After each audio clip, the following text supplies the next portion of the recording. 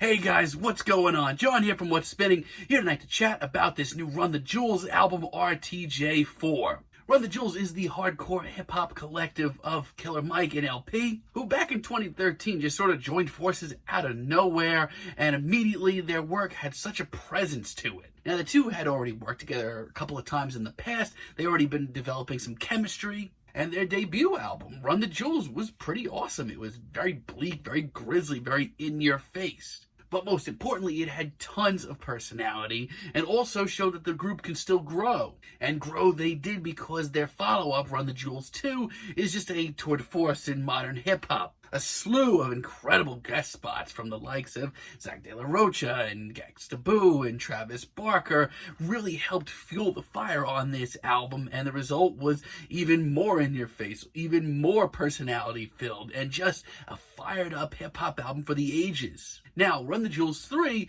to me, was a little bit harder to dive into. It was a little bit noisier and more eclectic and wilder.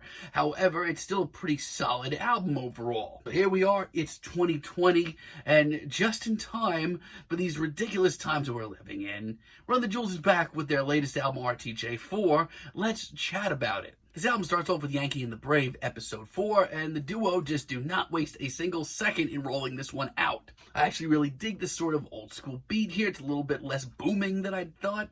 But Killer Mike and LP, to me, sound like they're on top form. The two of them are fired up and wild and overly aggressive and everything else that I always enjoy in their music. And you know what? With their seemingly more fired up lyrics than ever, this album could not have really arrived any better on time. On the other hand, Out of Sight featuring 2 Chainz is just right up the alley of Run the Jewels. I love the funky beat and the back and forth politically charged verses from Killer Mike and LP. Also, as far as the straight-up catchy tunes goes, this is one of the most instantaneous here. I love the sampling, the hypnotic groove is great, and 2 Chainz sounds right at home. Holy Calamafuck, on the other hand, is a little bulkier, especially on the verses. Killer Mike has never been one to hold any punches, but his opening verse here is one of his most memorable on this entire album. It rips. The duo have this just really great formula of bringing in these very fired-up political verses and evening them out with some pretty over-the-top pop culture references. And the beat switch on this track is absolutely masterful. I mean, as far as a real deep cut goes, this is one of my favorite tracks here. Run the Jewels just always seem to be like right on time. When it comes to Goonies versus E.T., I love the way that Run the Jewels just seemingly have this way of throwing everything at you. And if you're not ready for all of it, well, that's too bad. It's tracks like this that stick out to me the most because here you really get to see the chemistry between Killer Mike and LP. It's quirky where it needs to be, but it's also explosive and charged up. But it's also kind of abstract and noisy in parts as well. Honestly, this excites the hell out of me. I mean, you can't say that the duo aren't trying anything new. Overall, this is another knockout from Run the Jewels, another very solid modern hip-hop album. However, I do have my issues with a few tracks. First off, Ooh La La, featuring Greg Nice and DJ Premier.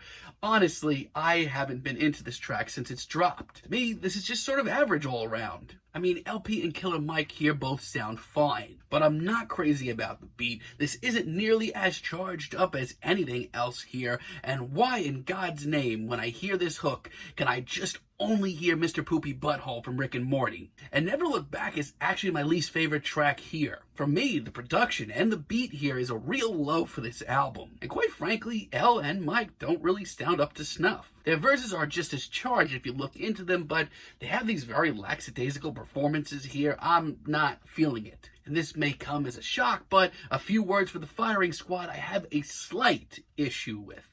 Going into this track, I had my worries. It is by far the longest track that Run the Jewels have ever recorded. It's almost 7 minutes. Now, I do like the very visual aspect of this track.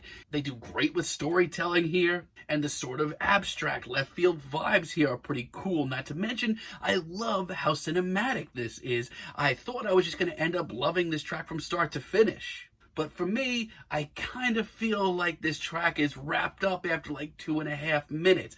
The last few instrumental minutes are fine, light on the ears, pretty interesting, but I can't help but feel like it lessens the blow just a little bit. But outside of that, this is a great album. I love the crunchiness of walking in the snow and just how animated and colorful this beat gets. LP and Mike here literally sound like larger-than-life superstars. Obviously, years ago, when they debuted as Run the Jewels, they were ahead of the curve, but when you hear tracks like this, and just the presence on it, you realize they are larger-than-life right now. Outside of that, there's a slamming track that just does not hold back with any one-liner. And Just, featuring Pharrell Williams and Zach De La Rocha, is the posse cut that I didn't know that I needed right now. And honestly, we're dealing with a weird crew. Zach is a legend, but you know, he doesn't show up too much these days, and Pharrell is certainly hit and miss these days, much more miss than anything. But this is one of the most personality-filled tracks here, and it is absolutely bombastic. Everyone here just seems on top form, and that goes for Zach De La Rocha's screamed chorus to Pharrell Williams' very smooth intro verse. This might be my favorite track here. And The Ground Below is a breath of fresh air. Not only that, but this is a great late in the album wake-up call. This kind of sounds like what would happen if you left a Run the Jewels track on the oven for too long. It feels like it was just like ready to explode the minute that it starts. Even their verses here seem so refreshed, like they took a quick nap halfway through the album, but are ready to get back on track. It is explosive. And Pulling the Pin, featuring Josh Homme and Mavis Staples, is another weird posse cut with a really odd set of characters, but it works great. This is far from the sound I thought I would hear with this track, but it's very interesting new ground. I love the more hypnotic, poetic verses that we get from Mike and LP here. It's a very haunting, tortured track that is made so much more so by the chilling chorus from Mavis Staples and the very bluesy guitar playing of Josh Homme. This is an interesting new sound, and you know what? It excites me for the future for Run the Jewels. It shows me that they're not running out of ideas. So Killer Mike and LP reform as Run the Jewels and release a really politically charged hip-hop album that we really needed right now. There's some great posse cuts, explosive verses, they hold no punches, everything that you love about a Run the Jewels album. Now, I do have to say, some of the tracks on here might be some of the worst they've ever recorded, but if that's anything to say, then honestly, Run the Jewels on their sort of worst day are still better than 90% of the hip-hop out there right now. I'm feeling a light to decent 8 on this album, but let me know what you guys think down below. If you liked the video, be sure to give us a like, give us a subscribe, and let me know down below what you would like for me to chat about in the future. And until next time, have a great day, guys.